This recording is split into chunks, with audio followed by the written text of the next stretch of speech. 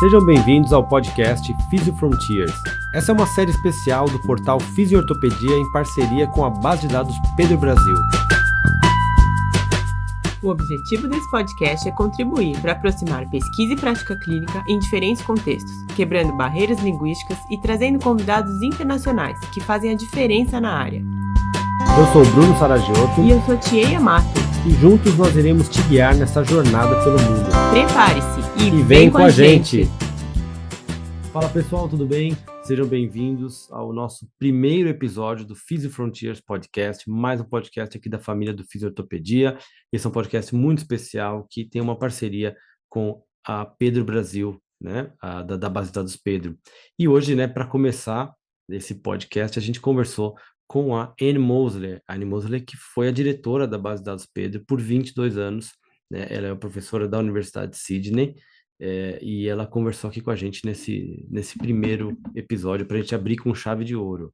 A Anne contou diversas histórias para a gente, ela compartilhou histórias pessoais sobre a carreira dela, como ela chegou na fisioterapia, como ela decidiu ir para a academia, e mais para frente contou também várias histórias sobre a base de dados PEDro, como a base de dados foi criada, como a escala PEDro foi inventada e quais são as perspectivas que ela vê para o futuro da base de dados, né? Então foi uma conversa muito interessante. A gente também abordou assuntos de fisioterapia baseada em evidência, o que ela acredita que ainda existe de barreira, o que ela acredita que é o futuro da nossa área nesse sentido, e também falamos um pouquinho sobre conciliar a maternidade com o trabalho, que a Anne também é mãe do Stuart, e aí ela compartilhou com a gente várias dessas histórias, e o episódio ficou muito legal. É isso aí, então, com vocês, nosso primeiro episódio. Obrigado por assistir e até mais. See you soon. Hello and welcome to the first episode of the PhysioFrontiers Podcast, a podcast in partnership with the Physiotherapy Evidence Database Brazil and the Physio Ortopedia. And to start at the high level, we have Anne Moseley as the first guest of this podcast. So Dr. Anne Moseley works at the Institute for Musculoskeletal Health at the University of Sydney, and she's also one of the founders and acts as the mother of the PEDro database for over 20 years. So welcome Anne. It's good to have you here. Thank you so much for inviting me. I'm really looking forward to talking to you. Mm-hmm. Yeah. So Anne, I'm going to start from the beginning of your career.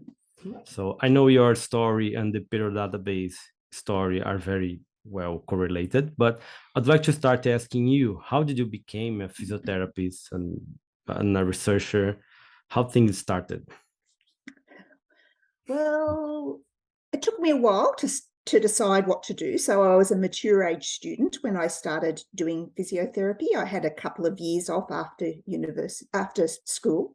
Mm-hmm. And I had a couple of false starts. So the first degree that I was accepted into, but I deferred and didn't start, was dentistry. And then I tried computer programming and lasted less than a semester and knew it wasn't for me. And then I discovered physiotherapy and thought this was right. So it had a good mix of science and people, and it just looked really fascinating, and it worked out that it was my niche. So it was my passion. So it was a great choice. So I graduated with my entry-level degree in 1987. So I've been a physiotherapist for quite a long time. And I spent about the first third of my career working in clinical practice. My passion was head trauma rehabilitation. So I spent most of that time working with people who had severe traumatic brain injuries. And then I spent the last 2/3 of my career working in research and also the dissemination of research, so with PEDro. Nice. I always describe it as I spent the first third of my career as a clinician with a passion for research. and the second 2/3 of my career as a researcher with a passion for clinical practice. That's so nice. And how did you end up like doing research? How did you dive in this area? I was always interested in research, and I think it was really developed when I was an undergraduate. So I had some amazing teachers or educators who really questioned what we were doing.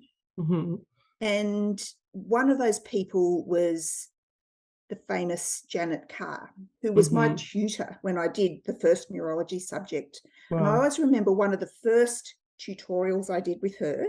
She came in and we were using a book that she'd co-authored, and she asked us to open up at a page and to cross it out because it was incorrect.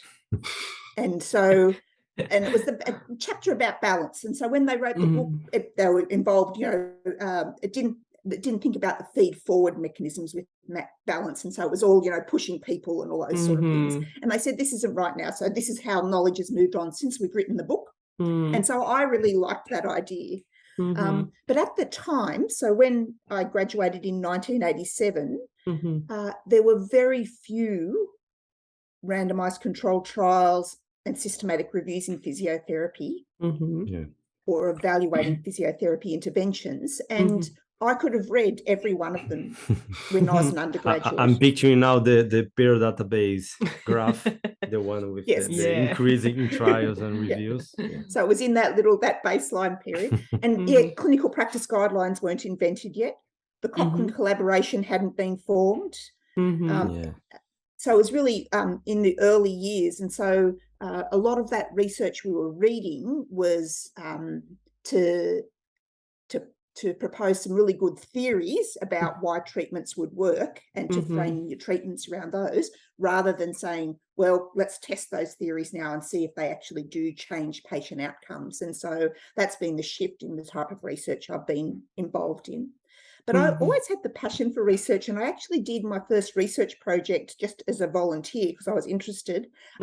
When I was still an undergraduate, we collected data on how to teach physiotherapy students how to do joint mobilizations. And we took 2 samples, pseudo-randomized, and with one group we gave them force plate feedback.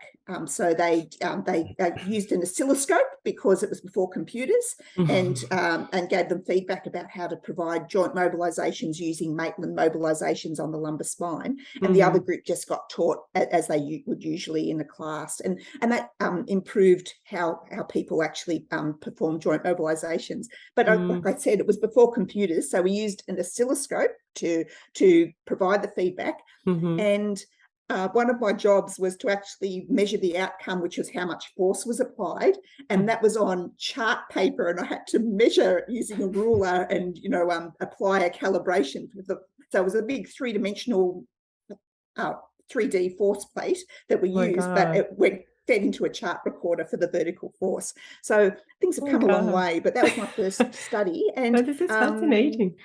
Now I'm just going to look up when it was first published. So my first publication was in 1990. So it was published in Physical Therapy. Nice. Very nice, eh? Yeah, I'm still thinking that you started computer programming, so today would be valuable for even for the work you do, PEDro, would be a good skill to have. Yeah, well, I think it helps. My partner's actually a computer programmer, so that sometimes it's good to use some extra resources. You don't have to do everything yourself. That's right. Yeah, I agree. All right, so now we know more about you. We can jump to the PEDro database story. So because this is something everybody asks us. Tia once recorded a podcast telling her version of this history. What I've heard. Yeah. but now we have a most reliable source to tell us. So how this great project that is the PEDro database, how it started? All right, so I'm going to tell you the origin story of PEDro. Yeah. And it all started in the mid-1990s. So at that time, I had some very close colleagues that I worked with. So I was working clinically and doing my PhD. And I also was friends with another clinician who was doing her PhD. So that's Kathy Sherrington. And we met regularly with Rob Herbert, who just started working as an academic at the School of Physiotherapy at the University of Sydney. I've had a bit of a background working with both of those people. So I worked clinically with Kathy, and with Rob, I wrote a few papers looking at how to analyse gait. And he also had done some clinical work at the hospital I was working at some time. So we knew each other quite well. Now, Rob was one of the early people who taught evidence-based practice. So he started teaching evidence-based practice at about the time that the Cochrane collaboration was formed. And one of the projects he got students to do was to go and find a randomised controlled trial evaluating a physiotherapy intervention and to write a critical praise topic on it. So a one-page summary about how good the research is and what the implications for practice are. And at that time, most things were done on paper. And so in his office, he had a pile of the printout of all these randomized controlled trials that the students created, that students did for their projects. And that pile, when we used to meet with him in his office, was about 1 metre high. And so Rob got this idea of saying, it's really hard to find these because at that time, searching even on PubMed was very difficult. So PubMed hadn't been formed yet. PubMed became available in the Clinton administration, I think, in the US, because it was one of the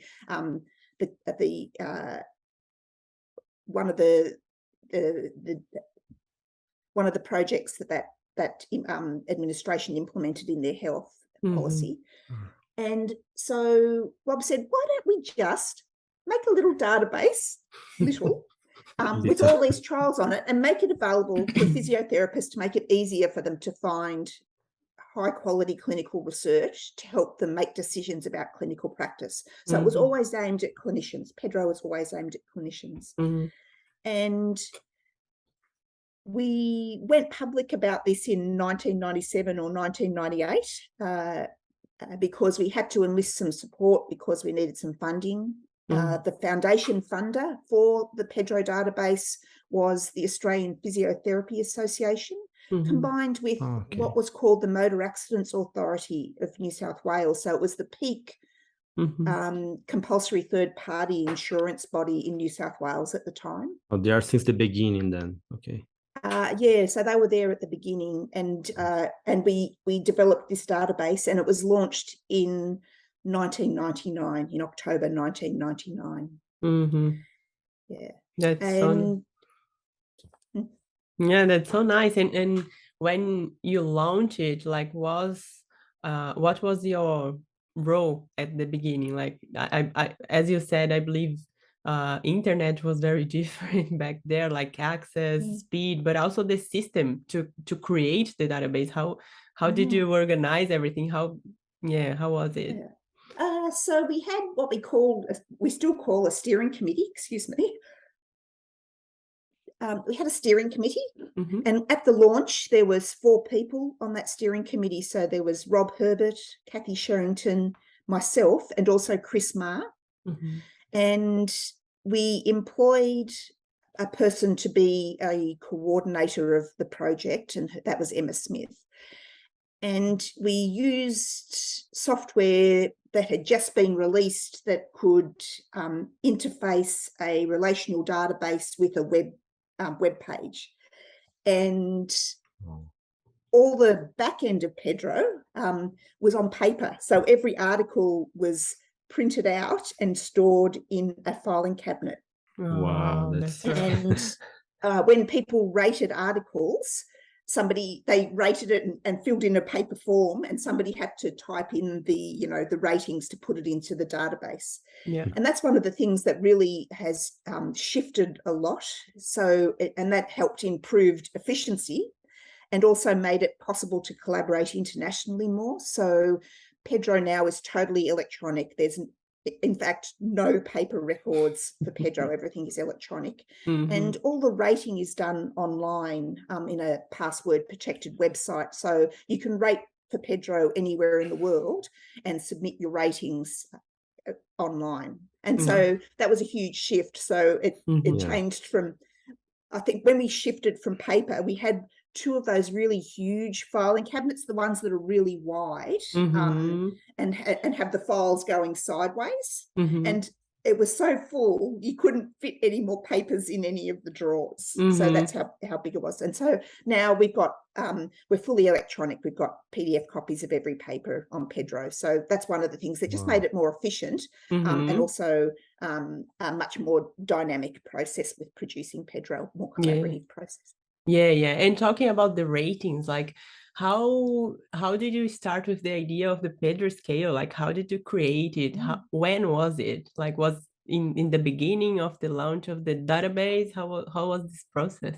Yeah, it was right from the beginning. So we decided we needed to make it efficient for clinicians to use PEDro. So we wanted to rank the search results. And so we were really focused on trials at that stage. And what we did was look around at what was available for critical appraisal tools, and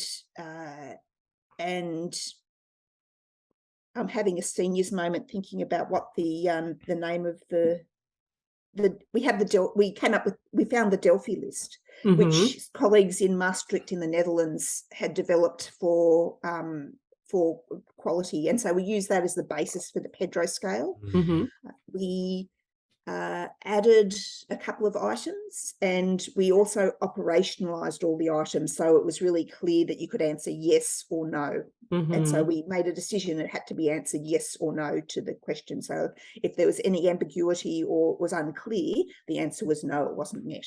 And so that was there right from the start. So we rated trials right from the beginning, and that was a feature. So, and that's still in place today. So one of the features of the search results when you do a search for PEDro is the search results are ranked so the best research gets to the top of your search results. So that's done first by a research method. So we display synthesis research. So evidence-based clinical practice guidelines are displayed before systematic reviews, which are displayed before randomized trials. Nice. And trials are ranked by their PEDro score. Nice. Yeah. And when did you realize that this amazing project, and this after the launch of the project, after creating the PEDro scale, when did you realize that this was starting to be something really big that could actually change the profession? When did you realize that? Very early on. And so it wasn't long after the launch, so in the years after the launch, that we realized we needed to actually get a little bit more help, a little more brain power on the steering committee. And so we invited Mark Elkins to be involved then. So there was 5 of us on the steering committee. And we realized that PEDro really captured the imagination of the global physiotherapy community. So organizations like World Physiotherapy, which was then called the World Confederation for Physical Therapy, member countries and the organisation itself was really enthusiastic about PEDro. And so we were always involved in describing and explaining PEDro at those international meetings. And once we started being able to collect metrics about who used the PEDro website, we were able to see who actually did searches, and so what countries they come from. And the number of countries really rapidly expanded. So in 2021, PEDro was used in 215 countries and territories. And it's actually easier to say where it wasn't used. So, for example, it wasn't used in North Korea or the territory of Svalbard, which is a territory of Norway, and that's where the international seed repository is kept because it's a very cold and uninhabited place. So they're just a couple of examples of places that PEDro wasn't searched from. But They for don't access example, because there's no one there. that's right. We had searches from the Vatican. I always wonder if we could predict what the health conditions of the Pope is when we get hits from the Vatican. So That's amazing. so 215 countries and territories in 2015, and your listeners in Brazil are going to be very happy because Brazil is the biggest user of PEDro in 2021, and so about 25% of the searches of PEDro are done from Brazil. Wow, that's amazing, and also because many Brazilians, I think they contributed to the PEDro database. They worked as raters, and I think we have us, Leo, Rafael, so many. I think many of them came to Brazil trying to disseminate the PEDro database, and it's good. We are happy that we are first, or if not first, the second every year. Top. Yeah, it's great. And PEDro has some great ambassadors in Brazil, like you say, and we haven't got a marketing strategy for PEDro. We don't advertise. People find out about PEDro by reading articles. So, for example, reading systematic reviews that use the PEDro scale or search the database. And from the papers that we publish about what PEDro is, the conference papers we present about PEDro, and also, importantly, it's the word of mouth. So people hear about it and include it in their teaching of entry-level students, as well as their colleagues in different countries. So, people have a passion and understand the value of this real grassroots tool to help physiotherapists grapple with research. It's great. I teach evidence-based practice here in Brazil, and it's amazing even for the physio students when they first found out what PEDro is. Like you have like a rating of the trials. You give just the high quality clinical research, high quality in design. It's amazing. They are really like they look at that and they say, "Wow, this is great," and we have in your profession. It's and you won the Mildred Elson Prize at the WCPT conference. I think it was 2018, 19. 19. Was 19. Maybe the last one? Yeah. And for those listening or watching, this is one of the biggest honor for a physiotherapist. It's a major recognition for your work on PEDro. And how was that for you to look back and see what PEDro became in the physiotherapy profession? I was incredibly humbled and proud by receiving that award.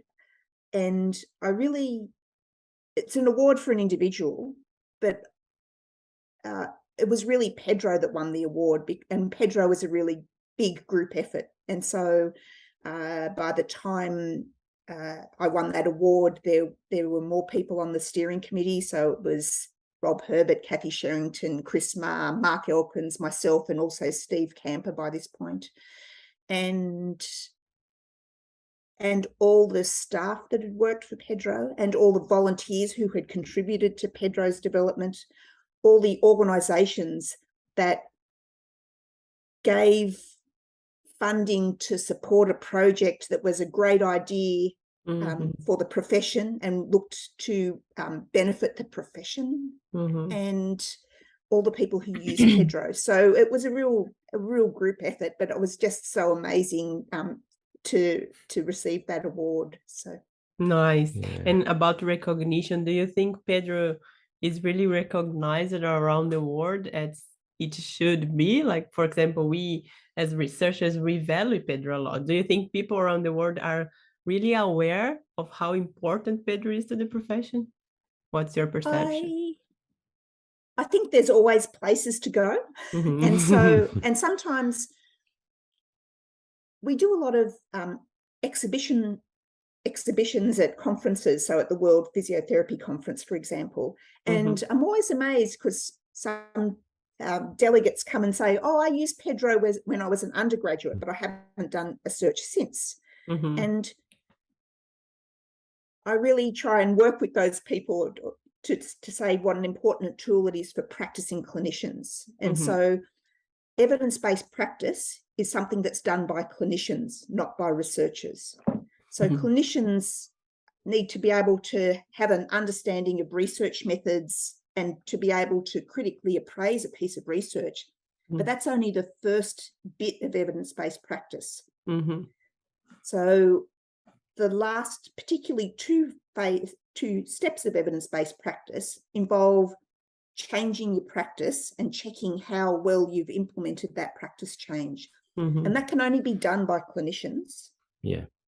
And so we do really need to reach out to try and encourage as many clinicians to engage with research so they're aware of new things and to query how they're practicing and change how they're practicing.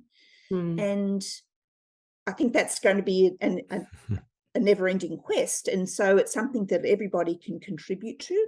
And particularly people in your situation where you're teaching undergraduates, I think it's,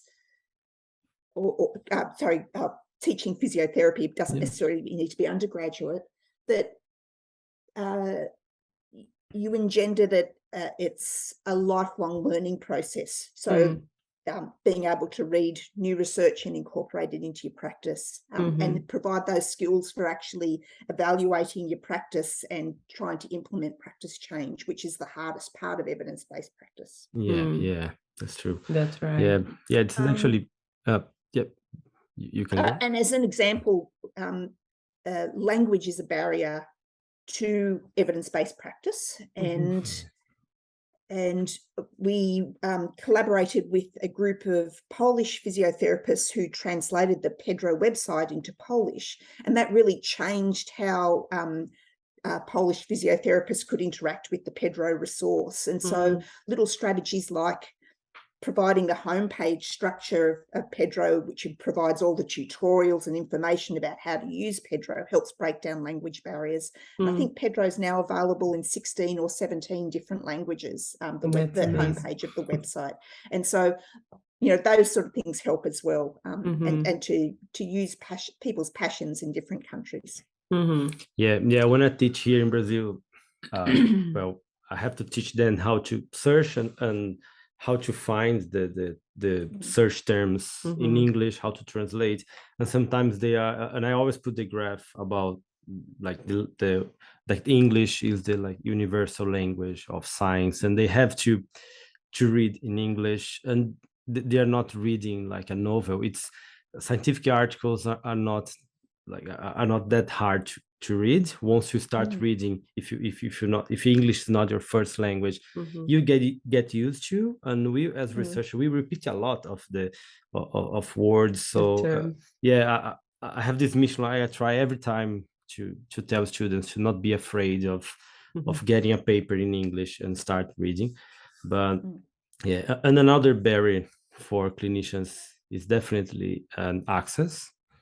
But we actually published together a paper investigating this full test bias, and we saw that I think half of the full tests are available through the PEDro links, and this is actually very good news. And I think and what other strategies do you think clinicians can use for getting more access? So since we did that little study, Bruno, where we looked at the prevalence of access to full text from the links provided in PEDro, and we came out with just over 50% of articles had free full text access via PEDro. And we worked out that we could improve it a little bit. So we've implemented that change by adding an extra link, and that's to a PDF locator website. And so now we estimate you can access 60% of articles for free in PEDro. This is really great timing because PEDro is currently running a campaign called PEDro Tackles Barriers to Evidence-Based Practice. So if you go to the PEDro website and click on the Learn tab, there's in the English section and probably in the Portuguese section now as well, there's a site that describes the program. And in September, we're actually releasing a couple of videos on how to access full text. So one of them is a tutorial on how to find full text, access full text from the PEDro database, and the other is other strategies you can use to access full text. Nice. That's good. Very nice. Yeah, very timely. Mhm. Yeah, and also another question that, well, you dedicated much of your career to the PEDro database, and consequently for improving physiotherapy field through evidence-based practice. And how do you see today, like how's the scenario of evidence-based practice after 22 years? Are we improving? Are studies improving in quality? Or what's your vision?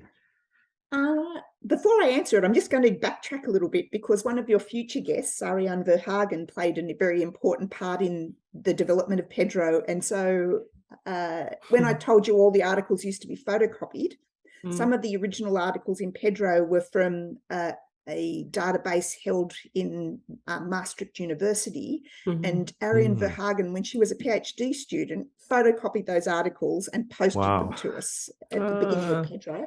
And she was also involved in the development of the Delphi list. So she was she was the lead author in that paper. So just as a backtrack, sorry, I should have thought of that at the time. Okay, so now the current question is how have things changed? Yeah. There has been an explosion in the amount of evidence to guide physiotherapy practice, and that's particularly evident in the number of randomized controlled trials published each year. We think they're doubling every 6 years at the moment. Wow, it's a lot. Okay.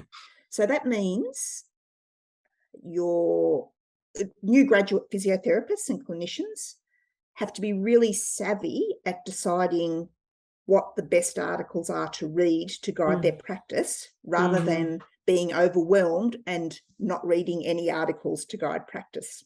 Yeah. And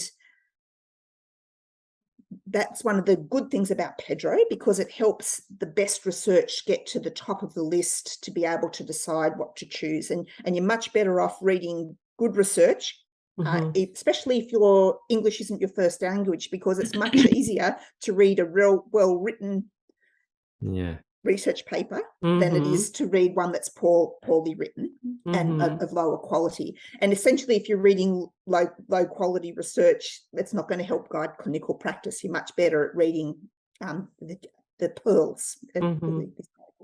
So that's one of the things that have changed. Nice. Unfortunately, the quality of trials isn't improving as fast as we'd hoped. Yeah, so it's possible for all trials in physiotherapy to score 7 out of 10.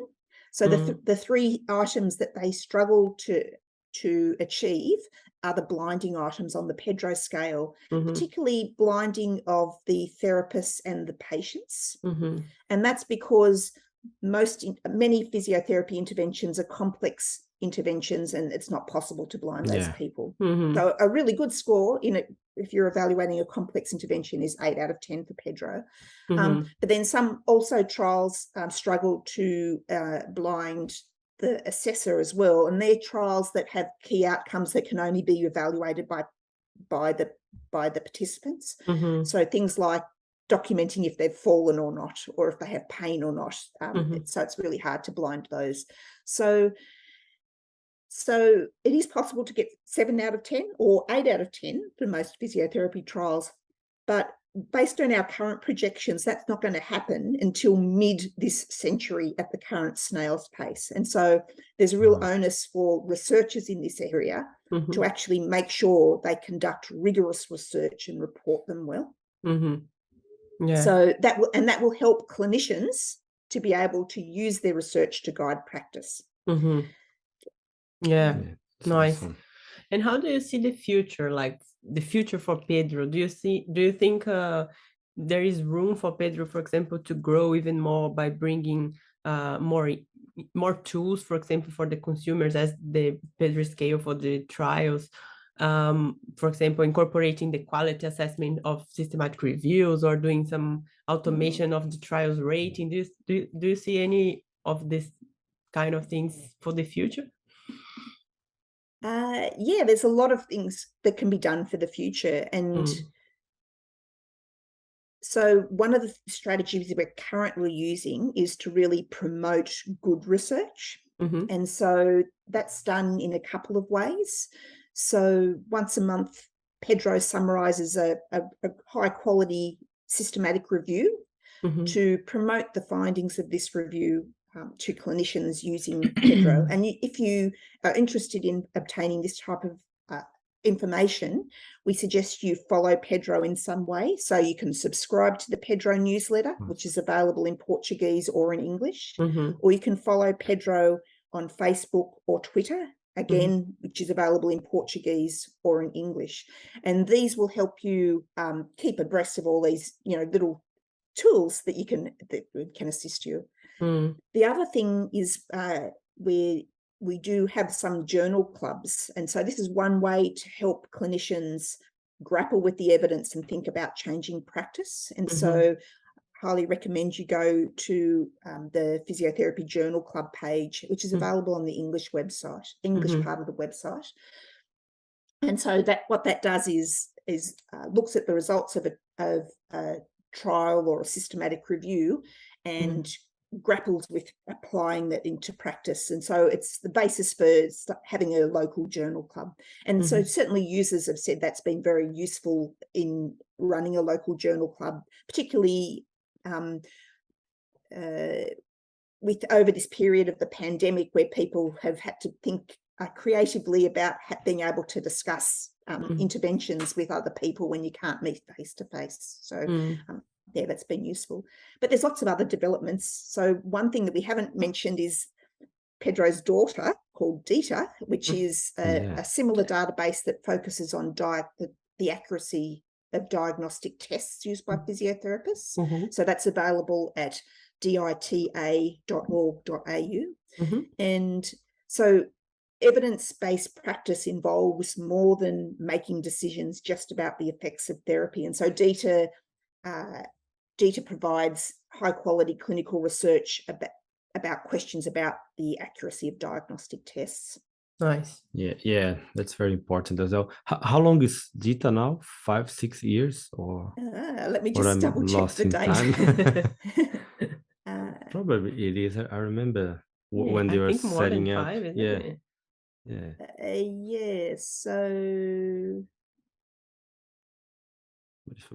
but it's a great DITA resource. Was launched in 2019 as well. Okay. Oh, nice. Yeah. It's a great resource as well. And at the moment, so in August 2022, DITA indexed 2,300 primary studies and systematic reviews about the accuracy of diagnostic tests used by physiotherapists. That's awesome. And Anne, we are getting closer to the end of the episode, but still have a few more questions for you. Sure. But we want to come back to your career, but we know you are one of the many women that needed to conciliate motherhood with work during the career. So just want to know, how was that for you? How was that a big challenge? How old is your son now? Oh my God. My son's 21, so he's just younger than PEDro. Can't believe. Wow. Can't believe. I thought you were going to say like 16. I think I'm lost in time. Wow. Wow. Well, I think juggling life is always something that that's always challenging. So whether you have a child, whether you have elderly parents, whether you have a long commute, all those sort of things, there's lots of things that are involved in these challenges. But I suppose it also is what makes life interesting, that you're involved in lots of different things. I worked part-time quite a lot while my son was young, and in fact I never actually returned to full-time employment because there were always other things that needed my time. So that was one way I adjusted my workload. But the other thing is, my son was very conversant with what I'm doing, and I always remember one time when we moved to PEDro between organisations, and it was the time when we had the 2 filing cabinets full of papers. And so it took a lot of packing up. And at that time, I was the PEDro manager, so I looked after the day-to-day operations. And so with moving, it got closer and closer to the moving date, and I just needed to spend some time doing it. And so he came in and helped me pack. and it wasn't long ago that I actually had to clean out some of the things in his bedroom and found all the things that he took home with him when we were cleaning out. So there were those quite big floppy disks and lots of interesting things that he hadn't seen before because he was of a younger generation. And so, there was quite a few heirlooms from Pedro in his collection that he'd beavered away. So he was involved in that. He used to come to meetings. When I first was getting to know Mark Elkins, we were on a conference organising committee together for the Australian Physiotherapy Association conference that was in 2001. So he was just a bit less than 1 year old at that time, and so he used to sit on my lap while we did things. I always remember that one of the things he'd do was I'd get him to look through a pop-up book, and one of them, do you have the Spot books in Brazil? So it's this little dog that's always looking for something, and you have to lift up the flaps. And so I remember one of the meetings, we got through it because he'd not only lifted up the flaps, he'd removed all the flaps from the book. So the flaps were next to him on the table, and he'd go so he came to meetings, people knew him, and I wasn't the only one who did that. It was just a way of being able to juggle the combination you couldn't work in ideal situations all the time, I suppose. Yeah, nice. Yeah, that's great. And I think I have the last question for you. This is a question we will repeat every episode for the guests. So, and if you could get back in time and give some tips to young Anne Moseley, that one that gave up programming, or at the beginning of her research career, or the beginning of the physio course you choose, what would you say? This is a really tough one. It is. And I hadn't thought about it very much. I suppose a lot of my opportunities, I was given a lot of opportunities when I was a young clinician. And so I was allowed to do some research while I was in practice. I was also working in an amazing clinical environment where other clinicians questioned what they were doing. And so it was okay to say, do you think this really works? Or we spend a lot of time doing this. Does it really change things? And so it was a really safe place to think about we could be doing things better. And so I think I was really lucky that I really found my tribe when I was working early on. And so that's one thing I'd encourage other people to do, is find a really great clinical environment that you can really encourages you to stretch your wings, and whether it be and have a real clinical focus. So at that time